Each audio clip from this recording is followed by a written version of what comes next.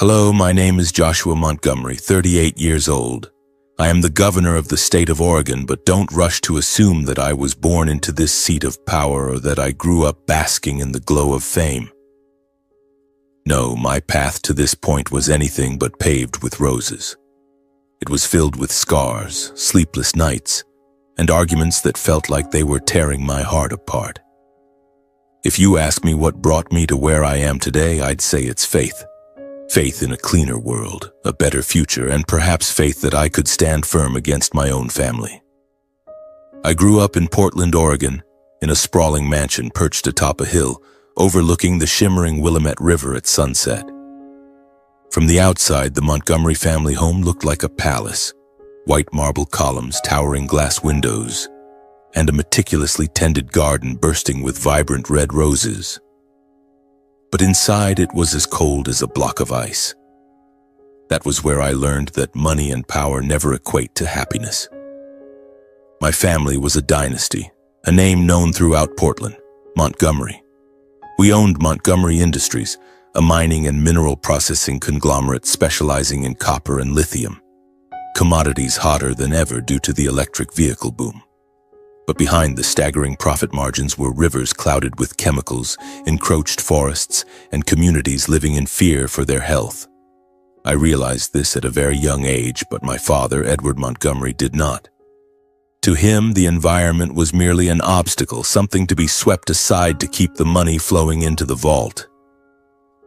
My father was a formidable man, tall and imposing, with salt and pepper hair and eyes as sharp and cold as steel. He always wore impeccably tailored suits paired with a gleaming gold watch on his wrist. But it wasn't his commanding appearance that scared me most. It was his voice, deep, steady, and unyielding, allowing no room for dissent. "Profit is everything, Joshua," he would say, holding a glass of whiskey, his eyes fixed on me as if I were a failed project. "If you want to succeed, learn to put profit above emotions." My mother, Eleanor, was the complete opposite. She was gentle, with golden blonde hair and eyes as blue as Crater Lake on a summer day. She loved me, I knew that, but her love was always caught between me and my father. Whenever I clashed with him, she would sit there, hands clasped tightly, eyes filled with worry. She wanted to protect me, but she was afraid of angering my father. "Joshua, be patient with your father," she would whisper when it was just the two of us. "He only wants what's best for you." I wanted to believe her, but deep down, I knew that my father's version of best wasn't what I wanted. And then there was Matthew, my younger brother. 4 years my junior, Matthew was the center of attention from the moment he was born. With his dark brown hair and arrogant smile, he was a perfect replica of our father. Ambitious, aggressive, and never one to prioritize others' interests above his own. My father doted on Matthew, calling him the ideal heir. Matthew knew it and seized every opportunity to prove he was better than me. "You're a failure, Josh," he'd say, his smirk dripping with contempt. "You think you can change the world by saving a few trees? Wake up." I didn't blame Matthew for how he treated me. He was only following what our father taught him, that money was the measure of success and the weak were those who couldn't make it. But every time I heard his mocking words, my heart ached. Not because I craved his respect, but because I knew deep down he was just another victim of our father's warped mindset. The conflict between me and my family began when I was young, but it erupted when I was 15. One summer afternoon, I accompanied my father to a copper mine owned by the company on the outskirts of Portland. I still remember the acrid smell of chemicals in the air, the murky water flowing from the factory, and the weary eyes of the local residents. "Dad, what are we doing to this river?" I asked, my voice trembling. He just laughed, patting my shoulder as if I'd told a joke. "That's the price of progress, Joshua. You'll understand when you grow up." But I didn't understand, and I didn't want to. From that day on, I started paying closer attention. I read about rivers poisoned by industrial waste, forests razed to make way for mines, and children in towns near the mines falling ill from contaminated water. Every time I tried to talk to my father about it, he brushed me off. "You're too sensitive," he'd say. "The world doesn't run on emotions." My childhood years passed in endless arguments. Every dinner at the Montgomery mansion was a battlefield. I tried to explain that we could mine more sustainably, that new technologies could reduce pollution. But my father looked at me with disappointment while Matthew sneered, calling me a delusional dreamer. My mother, as always, remained silent, her hands gripping her napkin tightly. The breaking point came when I was 17. My father wanted me to study business at Harvard, where he had gone, to eventually take over Montgomery Industries. "That's your path, Joshua," he said, his voice heavy with authority. "You were born to carry on this company's legacy." But I didn't want that. I couldn't imagine myself sitting in a lavish office, signing contracts that would continue to poison the river where I used to fish as a child. Instead, I chose the University of Oregon, home to the state's best environmental science program. That decision was the final straw. My father summoned me to his study, where he sat behind his oak desk with our family portrait hanging on the wall. "You're betraying this family," he said, his voice icy. "If you choose this path, don't expect a single cent from me." I stood there, my heart pounding, but I didn't back down. "I don't need your money," I replied, knowing full well I was setting myself on a treacherous path. "I'll manage on my own." My mother cried when I left home. She hugged me tightly, whispering that she would always love me, but I knew she couldn't do more. Matthew, of course, didn't miss the chance to mock me. "Good luck with your plants, Josh," he said, his smile laced with malice. "Don't come crawling back when you fail." I left the Montgomery mansion with a backpack, a few $100s in savings, and a dream bigger than the Cascade Mountains. I didn't know if I could change the world, but I knew one thing. I wouldn't live a life where I had to look in the mirror every day and feel ashamed. Leaving the Montgomery mansion felt like stepping out of a gilded prison. No more suffocating dinners under my father's disappointed gaze. No more of Matthew's razor-sharp taunts. But freedom always comes with a price. On my first day at the University of Oregon, I stood in front of the ivy-covered red brick dormitory, feeling both exhilarated and terrified. Eugene, where the university was located, was a small town with tree-lined streets and crisp, clean air, a far cry from Portland's glitz. But I quickly realized that without my father's money, college life was anything but easy. Tuition, textbooks, rent, all of them weighed on my shoulders like boulders. I applied for scholarships, but they only covered a fraction of the costs. So I started working, taking any job I could find. My first job was waiting tables at a cozy little cafe near campus called the Green Bean. The place smelled of freshly roasted coffee, and its walls were adorned with paintings of Oregon's forests. I worked from early morning to late afternoon, my feet aching, but the customers' smiles and their stories of hiking trails or beloved rivers made it worthwhile. "You're an environmental science student, aren't you?" An elderly man with silver hair asked me once as I wiped down a table. "Good for you. Oregon needs people like you." Those small words of encouragement were the light that guided me through the tough days. But waiting tables wasn't enough to cover everything. I took on a part-time job as an environmental research assistant for a professor at the university, Dr. Clara Hensley. She was a petite woman with her hair tied up in a bun, but her passion for ecosystems was boundless. "Joshua, the environment isn't something we own," she told me during our first meeting. "It's something we borrow from future generations." I worked in her lab, analyzing water samples from rivers near mining sites, and each result hit me like a punch to the gut. Toxic chemical levels off the charts, mass fish die-offs, soil contaminated with heavy metals. Those numbers weren't just data, they were nature's cries for help, and I was determined to listen. My college years were an endless cycle. Study, work, sleep, if I was lucky, a few hours. Some nights I stayed in the library until the security guard knocked to signal closing time, my eyes burning from reading about land restoration. Some days I survived on peanut butter sandwiches because I couldn't afford anything else. But I didn't complain. Every time I looked out my dorm window and saw the misty Cascade Mountains in the distance, I told myself, "You're doing the right thing. You have to keep going." Meanwhile, my family seemed to have forgotten I existed. My father never called or wrote. Matthew occasionally sent texts, but only to brag. A new Porsche, a trip to Europe, or a lavish party at the mansion. "How's it going, Josh? Still hugging trees?" he'd write, followed by a smirking emoji. I'd read the messages, set the phone down, and not reply. But each of Matthew's words stung like a needle, echoing my father's old refrain.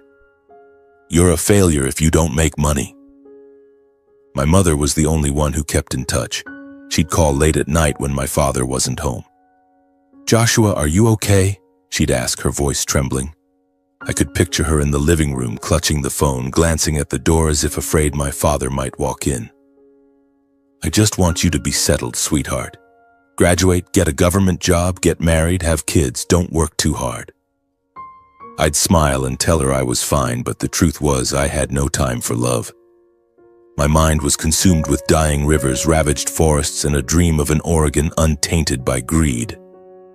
Still, there were moments when loneliness felt suffocating. On rainy nights in Eugene, I'd lie on the narrow bed in my dorm, listening to the rain tap against the window, wondering if I was on the right path. Was it worth it, trading my family and comfort for an ideal my father called fanciful? But the next morning, when I held a sample of clean soil from a restored site or saw a child in a park beaming because they could drink clean water, I knew the answer. It was worth it.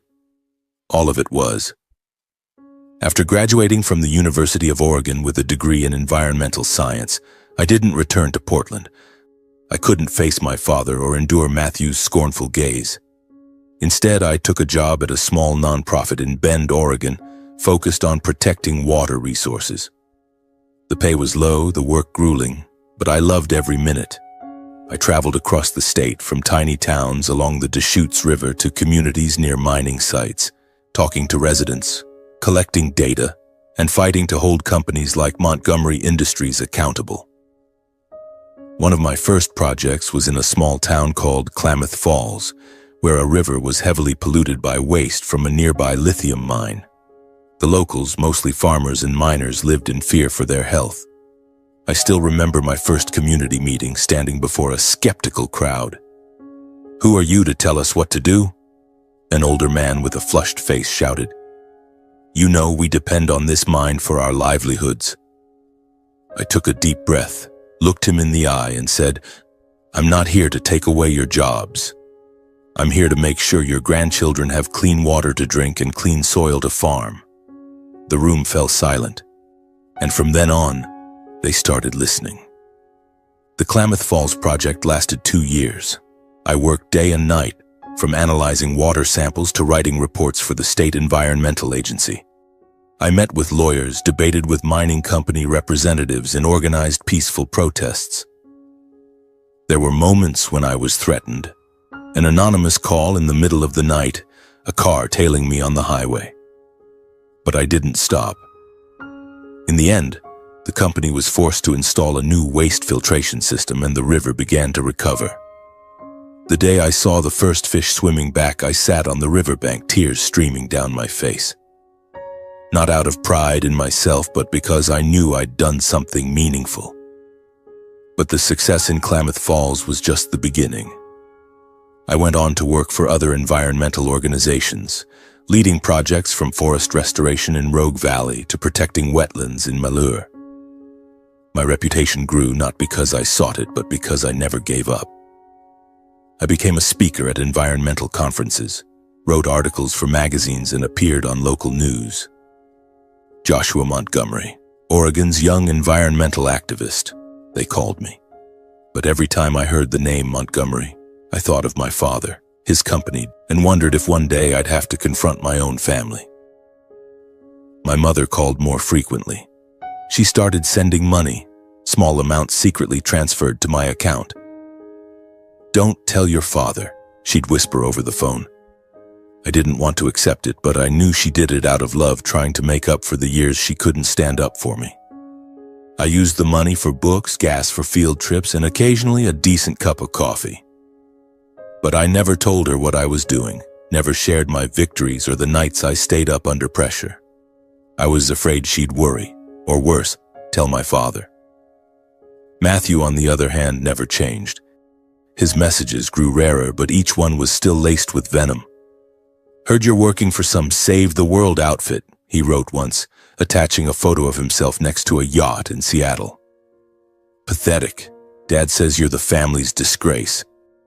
I read that message in a tiny rental room in Bend, where I lived with a single bed and an old desk. I wanted to reply, to scream that I didn't need his or my father's approval. But I just turned off my phone, took a deep breath, and got back to work. Despite the hardships, those years shaped me. I learned to stand firm under pressure, to talk to people who disagreed with me, and to hold fast to my ideals even when the world seemed against me. I was no longer the trembling boy standing before my father in his study.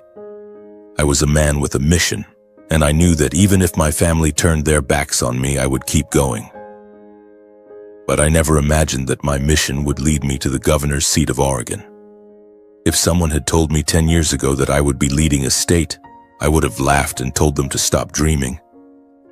I was just a guy chasing a dream of protecting rivers and forests, not a politician with polished speeches or calculated handshakes.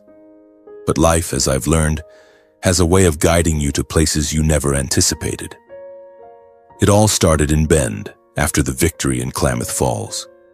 The river restoration project there didn't just save a water source, it restored faith in an entire community.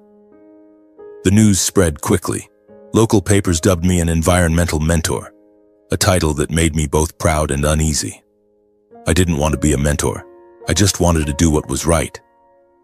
But my reputation grew, and with it came invitations from all corners: environmental conferences, university talks, and even meetings with government officials. One autumn afternoon in 2023, as I sat in my small office in Bend reading a report on soil contamination in Rogue Valley, my phone rang. It was Sarah Hyland, a freelance journalist and a friend I'd known since my days at the University of Oregon. "Joshua, have you ever thought about running for office?" she asked, her voice brimming with excitement. I laughed, thinking she was joking. "Run for office? Me?" "Sarah, I'm an activist, not a politician." But Sarah didn't laugh. "Listen," she said, "the people of Oregon admire you. You've done things politicians only promise to do. This state needs someone like you." Sarah's words echoed in my mind for days. I didn't like politics, the empty gestures, the fake handshakes, the backroom deals. But I also knew that real change needed power. Not the kind of power to control, but to protect the rivers, the forests, and the communities harmed by pollution from corporations like my father's Montgomery Industries. I spent weeks deliberating. I walked along the Deschutes River watching salmon swim upstream and wondered if I had the strength to enter a world I'd always despised. But then I thought of the children in Klamath Falls, the farmers who lost land to pollution, and the forests ravaged by greed. If I didn't step up, who would? So at the age of 37, I decided to run for governor of Oregon in 2024. It was a crazy decision, and I knew I was up against seasoned politicians backed by millions in corporate funding. I had no money, no connections, and the Montgomery name, once my family's pride, was now a burden, as everyone knew my father's company was one of the environment's biggest adversaries. My campaign started humbly. My office was a small room in an old Portland building, furnished with folding tables and a handful of volunteers, students, environmental activists, and ordinary people I'd met through past projects. We didn't have much money, but we had belief. I traveled across the state from small towns like Ashland to big cities like Salem, talking to people about what I'd seen. Dying rivers, vanishing forests, and broken promises. "I'm not promising you a perfect world," I said in every speech, "but I'm promising to fight for a cleaner Oregon, for our children." The first weeks were tough. My opponents attacked relentlessly, calling me an unrealistic idealist, an inexperienced upstart. a traitor to my tycoon family. Some articles even dredged up my past, mentioning how my father cut me off for refusing to follow the business path. But each criticism only made me more determined. I didn't need their approval. I needed the people's trust. Then something miraculous happened. People who'd heard me speak in Klamath Falls, Rogue Valley, and Malheur started showing up at my rallies carrying homemade signs. Joshua for clean water. Green Oregon, strong Oregon. Environmental organizations, from big ones like the Sierra Club to small local groups, began endorsing me. College students, young and passionate, became the backbone of my campaign, handing out flyers, posting on social media, and organizing fundraising concerts. "You're making history, Joshua," Sarah told me one night as we ate pizza in the office after a long day. I smiled, but inside I just hoped I wouldn't let them down. On election day, I barely slept. I stood in my small Portland apartment looking out at the Willamette River, wondering if all this effort was worth it. The results came in late that night, in a packed hall. When the announcer read my name, Joshua Montgomery, the new governor of Oregon, the room erupted in applause. I stood there, heart pounding, unable to believe my ears. At 38, I became the youngest governor in Oregon's history, winning overwhelmingly thanks to the support of ordinary people. On Inauguration Day, I stood before the Oregon State Capitol in Salem under a gray January sky and took the oath. I wore a simple suit, not a tailored one like my father's. And in my speech I said, "I don't promise to please everyone, but I promise to work every day to protect Oregon's land, water, and air. Not just for us, but for generations to come." The crowd cheered, but I knew the road ahead would be fraught with challenges.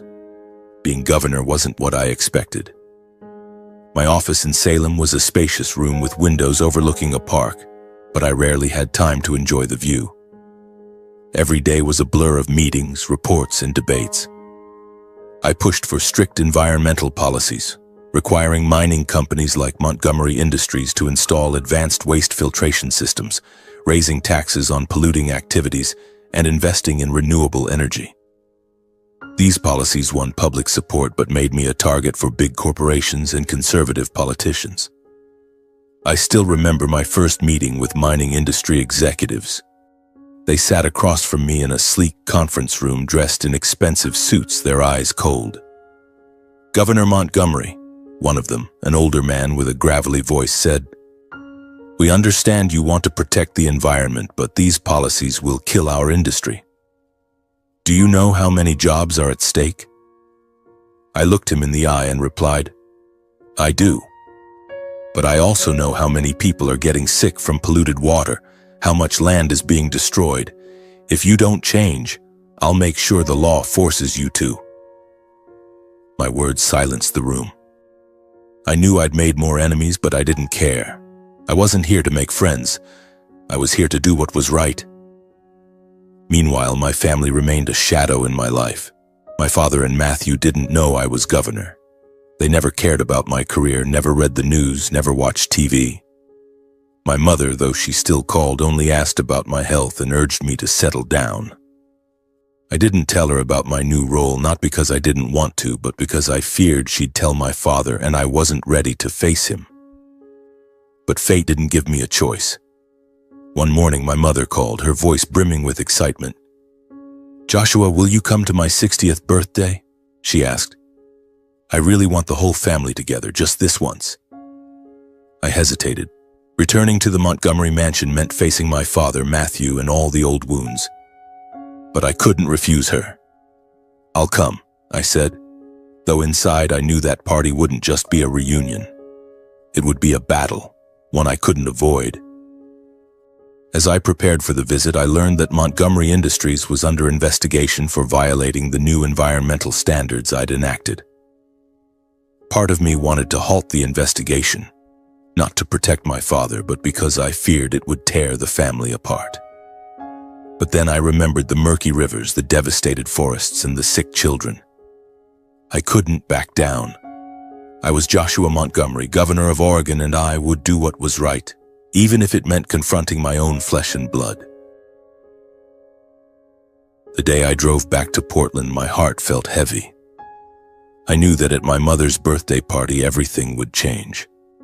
My father and Matthew would have to face the truth that I was no longer the failure they once mocked. And for the first time, I would confront them not as a son or a brother, but as a man who had found his own path. That day, I wore a simple navy suit, not the tailored kind my father or Matthew favored. In my pocket was a small box containing my gift for my mother, a silver necklace with a sapphire pendant, the color of Crater Lake, which she once said she loved. I hoped the gift would bring a smile to her face, even if just for a moment. But deep down, I knew that smile wouldn't last when I faced my father and Matthew. As I turned onto the road leading to the Montgomery mansion, my heart pounded. The house appeared as grand as ever in my memory. White marble columns, towering glass windows reflecting the glow of lanterns, and a garden of vibrant red roses under soft light. But it was no longer my home. It was an arena, and I was a gladiator without a weapon. I parked beside a row of luxury cars, Bentleys, Mercedes, Rolls-Royces, symbols of the elite world my father always prided himself on. A tuxedoed valet opened my car door, bowing. "Welcome, Mr. Montgomery," he said, his eyes flickering with surprise, as if he hadn't expected me to show up. I gave a faint smile and stepped into the grand foyer where the light from a crystal chandelier glowed like a moon. Inside, the air buzzed with festivity. A string quartet played in the corner, their violins blending with the chatter and laughter of high society guests, CEOs, politicians, judges, lawyers, and those my father called strategic partners. They wore expensive suits and evening gowns, holding sparkling glasses of wine. I felt out of place, like a salmon swimming upstream in an unfamiliar ocean. My mother was the first to see me. She stood near the banquet table wearing a pale green silk dress, her golden hair swept up. When her eyes met mine, her face lit up. "Joshua," she called, her voice trembling with emotion. She hurried over, wrapping me in a tight embrace, her familiar jasmine perfume stirring a pang in my chest. "You came," she whispered, her eyes glistening. "I was afraid you wouldn't." "I couldn't miss your special day," I said, handing her the gift box. Her hands trembled as she opened it, and when she saw the necklace, she smiled, a smile tinged with sadness. "You remembered I love blue," she said, her voice catching. I wanted to say something to comfort her, but then I saw my father approaching. Edward Montgomery was just as I remembered, tall, commanding, with salt and pepper hair and piercing cold eyes. He wore a black suit, his gold watch glinting on his wrist. But something was different. Deeper lines around his eyes, a slightly slower gait. Time had touched him, but it hadn't softened his presence. "Joshua," he said, his voice deep but devoid of warmth. "I didn't expect you to come." "I'm here for Mom," I replied, keeping my tone steady. My father studied me, his gaze probing, as if trying to gauge how I'd changed after years apart. But before he could say more, Matthew appeared like a gust of toxic wind. "Well, look who's here," Matthew said, his voice dripping with sarcasm. My brother looked like a younger version of our father. Dark brown hair swept back, a fitted gray suit, and that familiar smirk. He sauntered over, a glass of whiskey in hand, his eyes gleaming with malice. "The tree-hugging hero himself? What's with the cheap look, Josh? Still picking up trash in parks?" A few nearby guests chuckled, but their laughter faded when I met Matthew's gaze. "Hello, Matthew," I said evenly. "You look well. How's work at the company?" I knew the question would hit a nerve, as I'd heard Montgomery Industries was struggling with the new environmental regulations I'd enacted. Matthew's brow furrowed, but before he could retort, my mother took my arm, pulling me aside. "Don't mind Matthew," she whispered. "Today is my day. I just want the family to get along." I nodded, but inside I knew harmony was impossible. The party continued, but I felt like I was walking through a minefield. Every eye in the room seemed to watch me, some curious, some disdainful. I tried to blend in, making small talk with a few guests, but my mind was on my father and Matthew. They didn't know I was the governor of Oregon. They still saw me as the failure they'd mocked. Part of me wanted to keep my secret to avoid conflict, but I knew the truth would erupt sooner or later. That moment came faster than I expected. As everyone sat down for dinner in the grand dining room with its white porcelain plates and gleaming silverware, my father stood, raising his glass of wine. "Thank you all for joining us to celebrate Eleanor's birthday," he said, his voice carrying across the room. "The Montgomery family has always been proud of its achievements, and today we also welcome Joshua's return, though he's chosen a different path." A few guests laughed and Matthew smirked, looking at me like I was a joke. I clenched my fists under the table, fighting to stay calm. But then Matthew stood, clearly unwilling to miss his chance. "Allow me to say a few words," he said, his voice smug. "Our dear Joshua, as Dad said, has taken a very unique path. While we've been building the Montgomery Empire, he's been busy hugging trees, picking up trash, and doing jobs that, let's face it, lead nowhere. Right, Josh?" The room erupted in louder laughter, each chuckle slicing into my heart. I looked at my mother, who bowed her head, her hands clasped tightly. I looked at my father, sipping his wine, his face impassive. And I looked at Matthew, his arrogant smile burning into me. Part of me wanted to stand and walk out, never to return. But then I thought of the rivers I'd saved, the communities I'd protected, and the people of Oregon who'd trusted me. I wasn't a failure. And it was time they knew it. Before I could stand, another voice cut through the room. "Excuse me, may I say something?" It was Judge Richard Harlan, an elderly man with silver hair and a warm, steady voice. A longtime friend of my father's, he was one of the most powerful guests in the room. The room fell silent, all eyes on him. He stood, raising his glass, and looked directly at me. "I think we owe a round of applause to Joshua Montgomery, not because he's Edward's son, but because he's the governor of Oregon, the youngest in history, leading this state with rare integrity." The room seemed to stop breathing. My mother's wine glass slipped from her hand, shattering on the table. My father froze, his eyes wide, the first time I'd seen him lose his composure. Matthew stood, mouth agape, his whiskey glass tilting. Guests whispered, their gazes darting from Matthew to me as if unable to believe their ears. My blood surged, but I stood, offering Judge Harlan a faint smile. "Thank you, Judge," I said calmly. "I'm honored, and I also owe you my deepest thanks for your unwavering support during my recent campaign." I glanced at my father, his eyes a storm of confusion and anger. Matthew, after a moment of shock, let out a forced laugh. "Governor? You? This is a joke, right? What kind of scam is this?"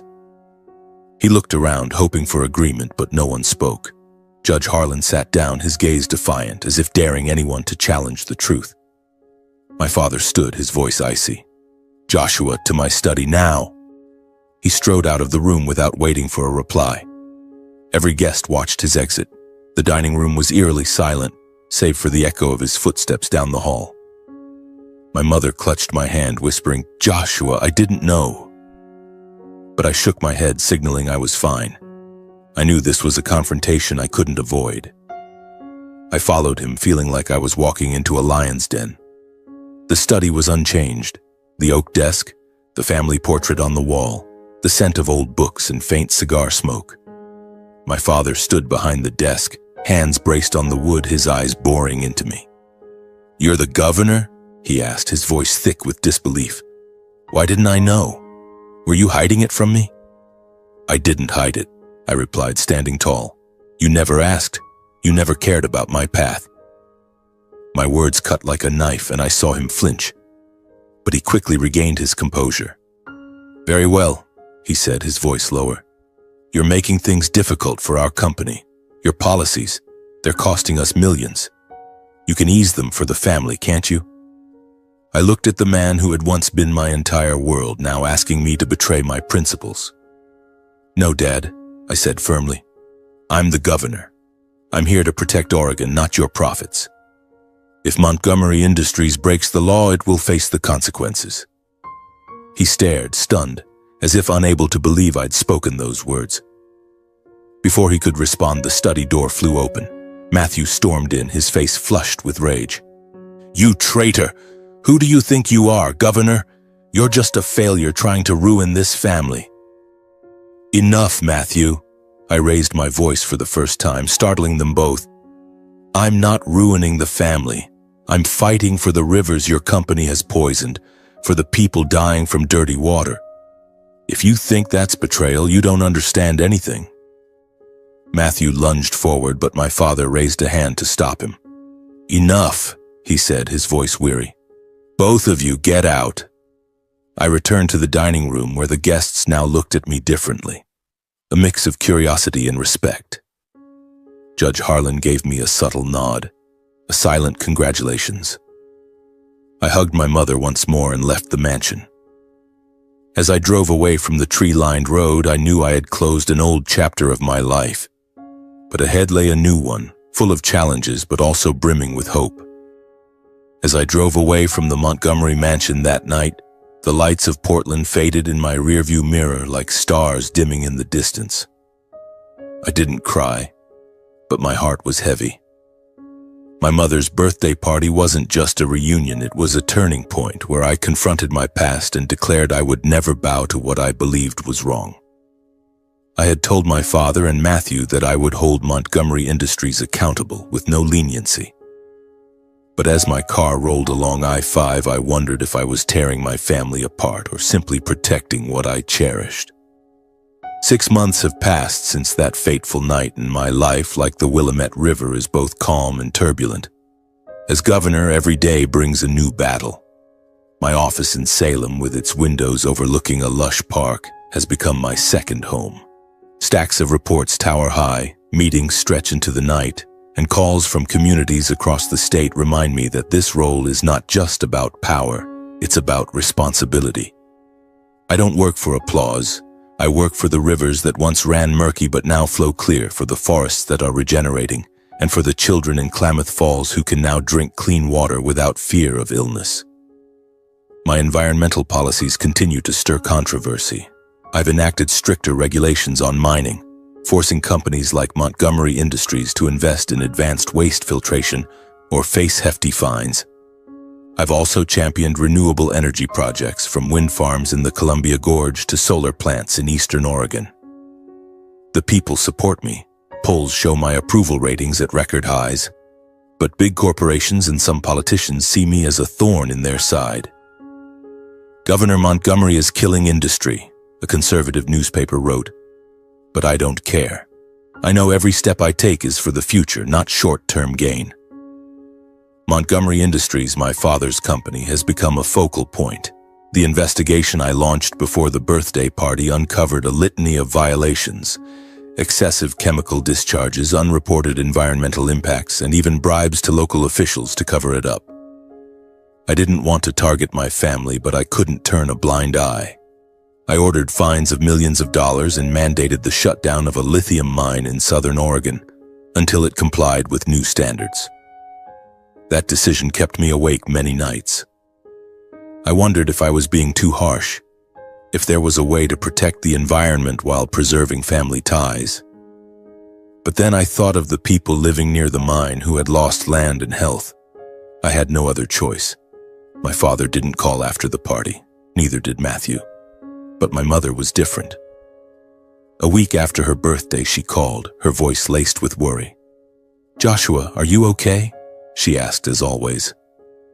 I could picture her in the living room, clutching the phone, staring out the window. "I'm proud of you, but I'm worried about the family. Your father is furious, and Matthew, he's saying terrible things." I sighed, trying to keep my voice steady. "Mom, I don't want to hurt anyone, but I have to do what's right. Dad and Matthew need to understand that money can't buy everything."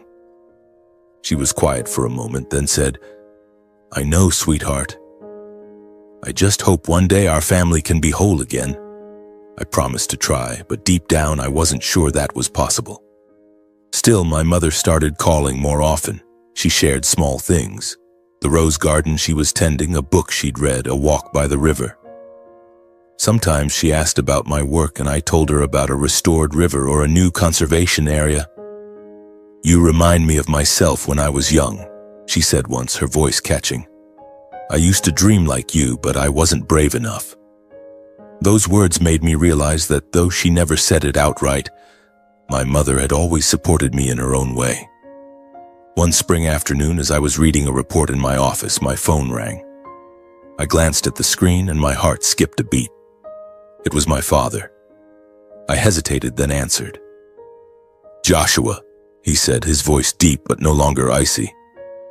"We need to talk." I agreed and we arranged to meet at a small cafe in Portland, a place untainted by the Montgomery Mansion's shadow. When I walked into the cafe, my father was already there, wearing a simple dress shirt, no gold watch. He looked older, wearier. We ordered coffee, and for a few minutes neither of us spoke. Finally, he broke the silence. "I didn't realize how far you'd come," he said, staring at his cup. "I thought you were just a dreamer, but I was wrong." Those words from a man who never admitted fault stunned me. "I don't agree with your methods," he continued, "but I see what you've achieved. The people respect you, and so do I." I didn't know what to say. Part of me wanted to forgive him, to hug him like I did as a child. But another part remembered the years he turned his back, the words that cut like knives. "Thank you, Dad," I said evenly. "But I won't change. Montgomery Industries has to follow the law like every other company." He nodded, a flicker of sadness in his eyes. "I know," he said. "I just hope we can talk like this." I nodded, and as I left the cafe, I felt a small weight lift, if only slightly. Matthew was a different story. He didn't call or write, but I heard he was trying to change how the company operated. The pressure from my policies forced Montgomery Industries to invest in more sustainable mining technologies.